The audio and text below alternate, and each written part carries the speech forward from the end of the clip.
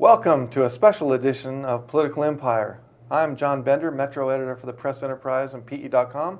I'm talking with our editor, Nels Jensen.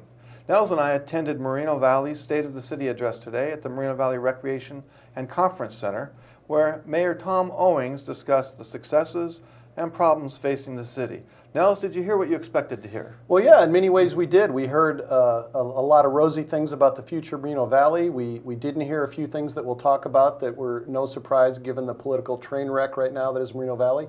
And not to disappoint, the mayor made a big point of poking fun at the Press Enterprise. And in fact, the event is sponsored by the Moreno Valley Chamber of Commerce, and he invited me to become a member of the Moreno Valley Chamber, which I'm going to take him up on. This actually is the mayor's personal plaque. There's his business card on the back, but it's my plaque now from the Moreno Valley Chamber. But yes, I think it was what most of us expected. Now, he addressed crime, he addressed the fiscal woes. What did he not address? Well, he did not talk at all about the political landscape. There was not a single mention of Marcelo Coe, the District 4, the Ward 4 council member who resigned in disgrace last week after being arrested on some felony charges and who'd previously faced some legal issues in Moreno Valley as well. The name was not spoken at the event. There was no mention of the political corruption probe, though he did make kind of a reference to the initial corruption probe in Moreno Valley at that city's inception many years ago. And he really didn't talk about directly about the exodus of executives when the council took over in November, early December. He did tout some successes, some fiscal successes. Yeah, and there are some. I mean, he talked about how Aldi, the grocer from the Midwest, is coming in and will have its regional headquarters in Moreno Valley. He talked about Harbor Freight, another company that's expanding its presence there. Yet another innovation from Moreno Valley, which the city of Riverside has used for decades, we are now using. So our newest secret weapon to boost business attraction and job creation is the Moreno Valley Utility. The Moreno Valley Utility was formed in 2001, became profitable for the first time this year as a result of the addition of Skechers and Harbor Freight, allowing the city to create an incentive that provides tiered utility rates for significant job creation. And he also talked about some of the fiscal issues that they've been addressing there as well. They have a general fund issue with the costs of unfunded obligations for pensions. 80% of their costs go to public safety. They have addressed those. But yes, and in part, though, I would say that's why they're elected and that's why the staff is in place, is to take on those kinds of issues and deal with them. And there's a bogeyman for Moreno Valley beyond just us at the Press Enterprise, and that would be Riverside. Tell me how that played out. Well, they credited Riverside on a couple occasions and said, hey, this has worked for Riverside, so we're going to do it. But they also, the mayor, actually, it was kind of a nice deflection technique in the way he did it.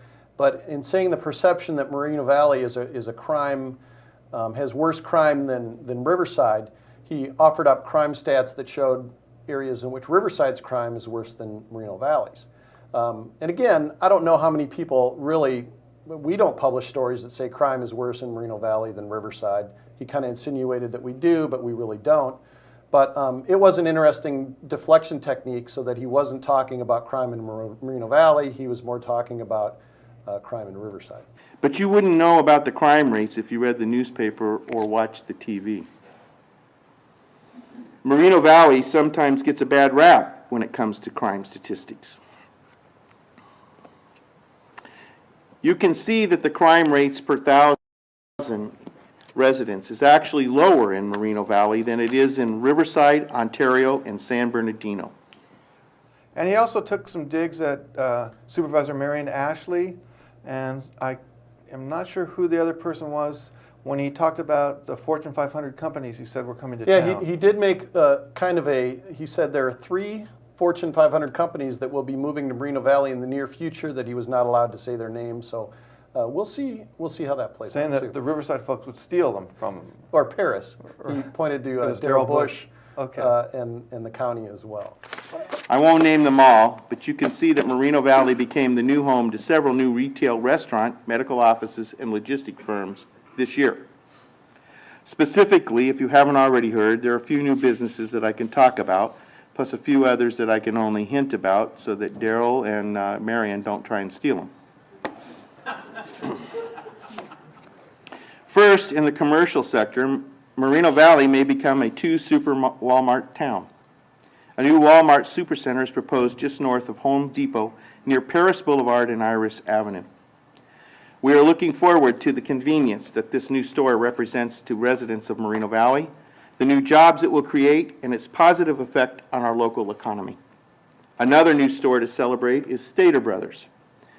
In the northwest part of Moreno Valley, which was hit hard by the loss of two major grocery store chains. The new store will produce roughly 100 new jobs and generate an investment of approximately $1.5 million in improvements.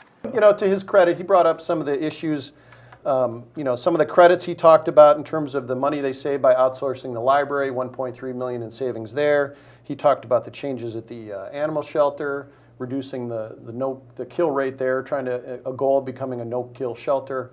And he also talked about the restored hours of city services at city offices.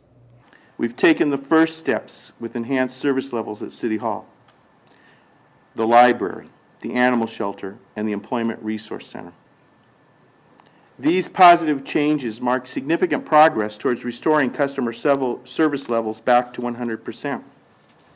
As of July 1, city service hours were restored by 5%, reducing the impact of the 10% employee furlough, which has been in place for 4 years.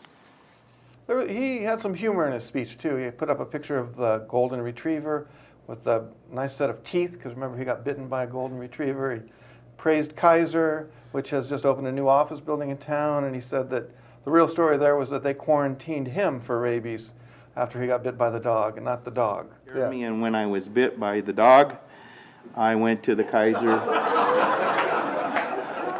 I went to the Kaiser facility recently. And that was the only, the Chamber of Commerce plaque wasn't the only dig he took at you. He also challenged you to what? Well, he challenged me, I think it was a debate, really, which is interesting because I'm not against Moreno Valley by any means. I mean, we report what happens out there. You know, I think maybe he wants to debate on whether our coverage is fair or something. I don't know. But in that sense, there was no disappointment from Tom Owings today. And there was no shortage of grandiose promises or goals either. He claimed that Moreno Valley has broken through the boom-bust cycle of economics. You know, they certainly have addressed some spending issues for now, but as he points out, those don't go away. So we'll have to see indeed if that's true. And the one that really kind of took me by surprise is he concluded by saying that Moreno Valley is on the cusp of becoming the leader in the region. And do you think he meant then that the pursuit of logistics and medical jobs? You know, I'm not going to read the mind of the mayor, but I'll just say that I don't know how universally shared that view would be that Moreno Valley is on the cusp of leadership for the region. Well, thank you, Nels. For the Press Enterprise and PE.com, this has been a special edition of Political Empire. I'm Metro Editor John Bender.